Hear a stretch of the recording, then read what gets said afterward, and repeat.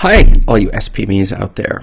Today's question has 3 answers, and you're going to want to stick around because the third answer is a secret as to a major mistake in Kindle publishing that is costing most authors and perhaps you a lot of money. So let's get into it. Today's question that was sent in was, self-published Kindle make money? Now, the person who asked this question is clearly wondering whether or not Kindle publishing would be right for them. Can you actually make money with Kindle publishing? Maybe you've heard about it, or maybe you've spoken with someone who said, oh yeah, you could make tons of money, and then they give an example of an author or something. But then what about the average author? What about if you've just got a short story or a poem and you want to put it out on Kindle? Is that going to make money? And that decision is a very important one, and there are some answers to this very question that are decisive with regards to whether or not you will actually make money with Kindle. And I will answer this, but first, this is Chris Baird from selfpublishingmadeeasynow.com, where self-publishing doesn't have to be so hard. Click the subscribe button if you'd like for me to make more videos like this one, and check out below in my description. You can grab my free self-publishing checklist where I reveal my secrets, the tools I'm using, the steps I do to maximize the earnings I'm making off of self-publishing. And this has worked for thousands of people, this exact step, so you're not going to want to miss it. So, self-publish, Kindle, make money? Let me get a little bit into my story. When I first started self-publishing, I put out my very first Kindle book, and I discovered, I was thinking, well, am I going to sell nothing? Does anybody want to read what I'm writing? All of these questions, which later I would find out the answers to, I first just jumped into the water, which I would suggest for all of you as well. If you haven't gone about self-publishing your very first book, you're going to want to just get it out there. It doesn't matter the quality or any of these issues. Just get it out there and we'll fix it over time. You just need to follow the simple basic steps that are necessary to optimizing your book over time. But if you do it all at once, you will become stressed out, and that will create problems for you. So, when I started, though, and I put my very first book out, I was seeing a sale here and a sale there, and I was very happy. I was delighted to see the sales that were coming through.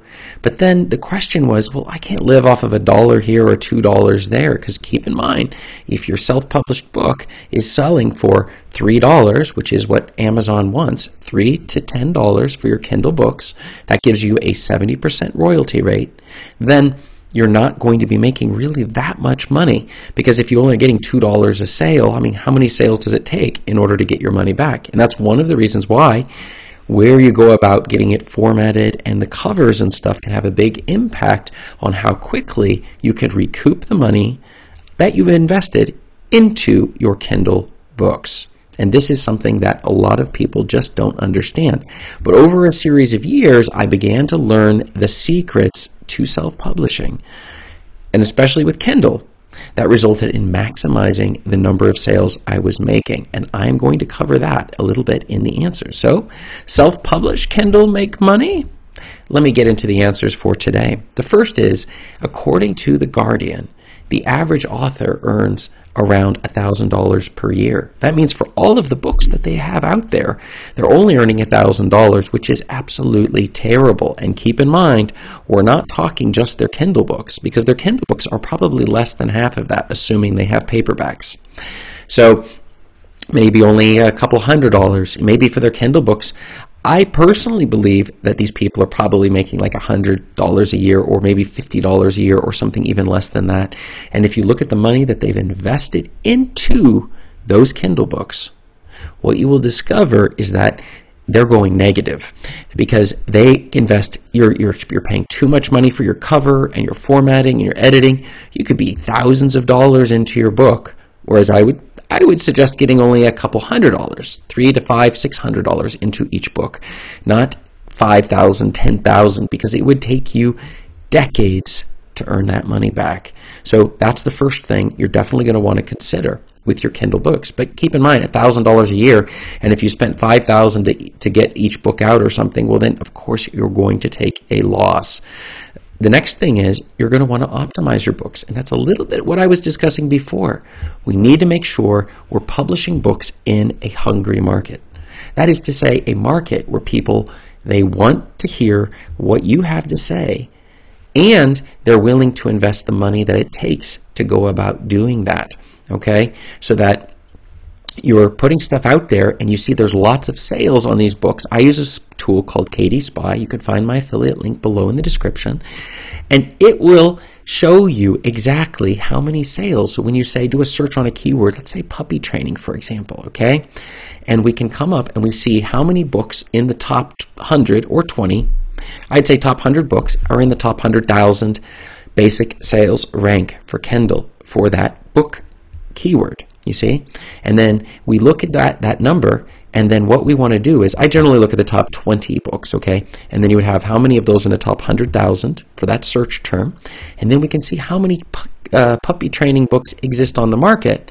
And if we take the total number of books that exist on the market and divide it by the number of books in the top 100,000, it's going to give us a number, what I call the golden ratio, because anything under 30 is a fantastic book to put it out. There's a hungry market. You have people buying books, those in the top 100,000 basic sales rank. That means they're selling at least one copy a day, maybe more, and there are not that many books on the market. In fact, there'll be probably well less than several hundred books at most for that exact keyword, and then we're going to write our book on that keyword, okay?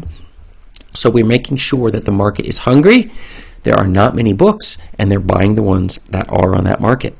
The next thing is we're going to want a cover that's going to look just like the best-selling books in the market that we're competing.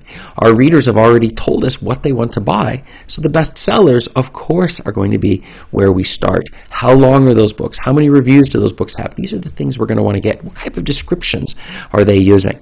And we're going to come in very, very closely to what they're already doing. We are not trying to reinvent the wheel. Okay, that is something that so many people make the mistake on, and that's where they stuck with they write 10 books and they're making $1,000 a year. There's a reason for this lousy performance, and that is because they simply are not optimizing their books for what their readers want. They're writing a terrible description, they're using terrible keywords, writing in a market that's not good. They're paying too much for their covers. When you're ordering your cover, you simply take the covers of the best sellers and ask the cover creator to make something that looks similar to that with your title and your author name on that cover. And you can even see the one I use on Fiverr. Check below for my affiliate link in the description, and you can see who I use on Fiverr that for $20 will create an amazing cover for you. Okay?